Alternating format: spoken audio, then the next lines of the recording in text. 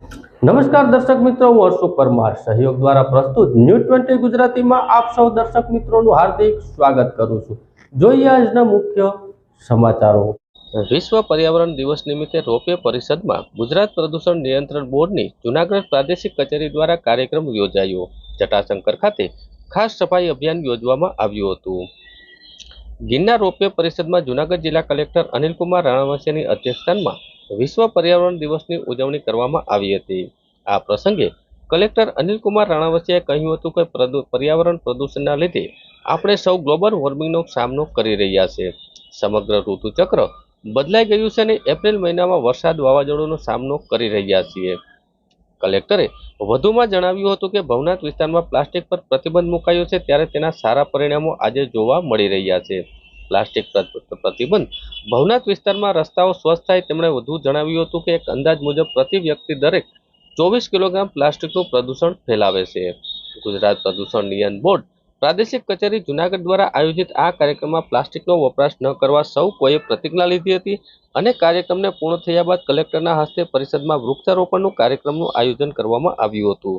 આ કાર્યક્રમ બાદ જટાશંકર ખાતે ગુજરાત પ્રદૂષણ નિયંત્રણ બોર્ડ, વન વિભાગ, રોપવેના અધિકારીઓ કર્મચારીઓ દ્વારા એક ખાસ ક્લીનિંગ ડ્રાઈવ યોજાઈ હતી। આ તકે લોકોએ શણથી થેલીનું પણ વિતરણ કરવામાં આવ્યું હતું।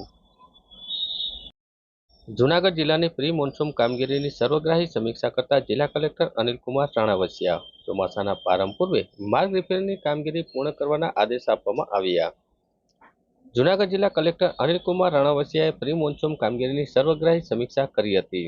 જિલ્લા કલેક્ટરે તકેદારીના ભાગરૂપે આપતી સ્થિતિમાં જરૂરી પૂર્વ આયોજન સંદર્ભે માર્ગદર્શન આપ્યું હતું। તેમણે વોટર લોડિંગ તેમજ પાણીની ભરવાની સમસ્યા નિવારણ માટે જરૂરી સાફ સફાઈ બાકી રહેલી કામગીરી પૂર્ણ કરવા માટે સંબંધિત અધિકારીઓને સૂચનાઓ આપવામાં આવી હતી। ઉપરાંત ગટરની સાફ સફાઈ અને જરૂરી મરામત કાર્ય પૂર્ણ કરવા માટે પણ જણાવ્યું હતું। તેમજ ચોમાસાના પ્રારંભ પૂર્વે માર્ગો અને રિપેરિંગ સહિતની કામગીરી પૂર્ણ કરવા માટે નિર્દેશ આપવામાં આવ્યા હતા। આ સાથે જિલ્લા કલેક્ટરે હાઈવે ટાવર ઉપર હોર્ડિંગ મજબૂતાઈથી ખરાઈ કરવા માટે પણ સૂચના આપી હતી। તેમજ ભયજનક લાગતા હોર્ડિંગ ઉતારી લેવાના પણ નિર્દેશ કરવામાં આવ્યા હતા। જિલ્લા કલેક્ટરે ઉપલબ્ધ બોટ અને તરવૈયાની યાદી પણ અદ્યતન કરવા માટેની સૂચના આપી છે અને રોગચાળા અટકાવવા માટે પાણીના ક્લોરિનેશન અને હાઉસ ટુ હાઉસ હેલ્પ નિયમનું પણ રહે તે માટેની પણ સૂચનાઓ આપવામાં આવી હતી। આ બેઠકમાં જિલ્લા કલેક્ટરે જિલ્લાના નિમણૂક પામેલા નિવાસી કલેક્ટર શ્રી કેબી પટેલનું સ્વાગત કર્યું હતું અને આ બેઠકમાં ઇન્ચાર્જ જિલ્લા વિકાસ અધિકારી પીએ જાડેજા, આસિસ્ટન્ટ કલેક્ટર શ્રી વંદના મીણા ઉપરાંત જિલ્લાના પ્રાંત અધિકારીઓ, મામલતદાર, તાલુકા વિકાસ અધિકારીઓ, ચીફ ઓફિસરો સહિતના સંબંધિત અધિકારીઓ ઉપસ્થિત રહ્યા હતા। જૂનાગઢ મહાનગરપાલિકા દ્વારા 5 જૂન વિશ્વ પર્યાવરણ દિવસ ઉજવણીના ભાગરૂપે વૃક્ષારોપણના કાર્યક્રમનું આયોજન કરવામાં આવ્યું હતું।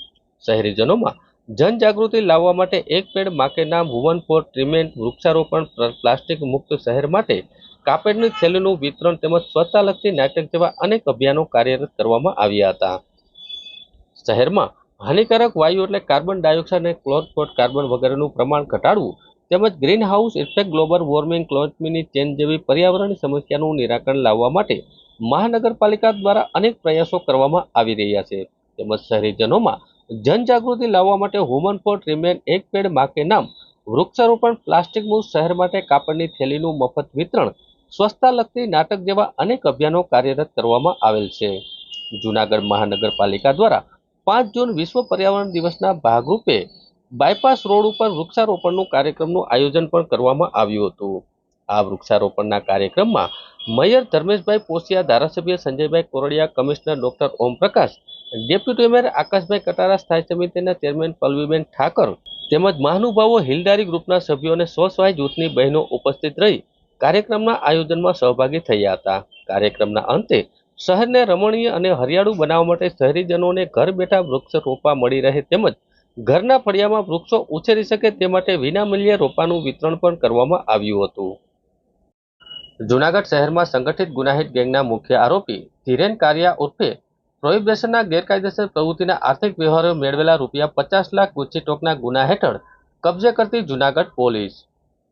જૂનાગઢ રેન્જના પોલીસ મહાનિરીક્ષક નિલેશ જાંજવાળે સાહેબની સૂચના તેમજ પોલીસ અધિક્ષક સુબોધ વડોદરા સાહેબની સૂચના અને માર્ગદર્શન હેઠળ જિલ્લામાં ચાલતી ગેરકાયદેસર અસામાજિક ઇસમો દ્વારા કરવામાં આવતી અસામાજિક પ્રવૃત્તિ અટકાવવા તેમજ કડક હાથે કામ લેવાની સૂચના અન્વયે લુખા ટપોરી શરીર સંબંધી જેમાં ખૂનની કોશ, લૂંટ, અપહરણ, બળજબરી લેવાની કોશિશ તેમજ પ્રોહિબિશન જેવા ગુનાઓમાં અવારનવાર સંડોવાયેલા હિટલિસ્ટેડ ગુનેગારોની યાદી તૈયાર કરવાની તેમજ ગેરકાયદેસર પ્રવૃત્તિ સાથે સંકળાયેલા ઇસમોને ગુનાહિત ઇતિહાસ તપાસી ઇસમો વિરુદ્ધ કડકમાં કડક કાર્યવાહી કરવાની સૂચના હોય ત્યારે ગેરકાયદેસર પ્રોહિબિશન પ્રવૃત્તિ સાથે સંકળાયેલા જૂનાગઢ જિલ્લાના પ્રોહિબિશન બુટલેગર ગુચ્છીટેક જેવા આકરા પગલાં લેવાની સૂચના અને માર્ગદર્શન પૂરું પાડવામાં આવ્યું છે।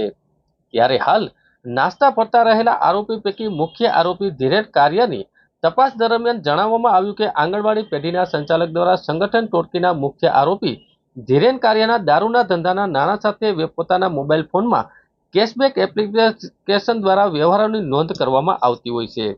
ત્યારે ધીરેન કારિયાની આર્થિક નાણાકીય વ્યવહારોની લેતી દેતીનું કુલ ટ્રાન્ઝેક્શન ₹92,10,150નું થયેલું છે। જે વ્યવહારો મુખ્ય આરોપી ધીરેન કારિયાના પુત્ર પરમ ધીરેન કારિયા દ્વારા એપ્રિલ 2025માં 9 વખત નાણાકીય વ્યવહારો કરવામાં આવતા કેશબેક એપ્લિકેશનના રિપોર્ટ ઉપરથી રૂપિયા ઉપાડ અને જમા કરવામાં આવતા હોવાનું આંગણિયા પેઢીના સીસીટીવી ફૂટેજમાં જોવામાં મળ્યું હતું।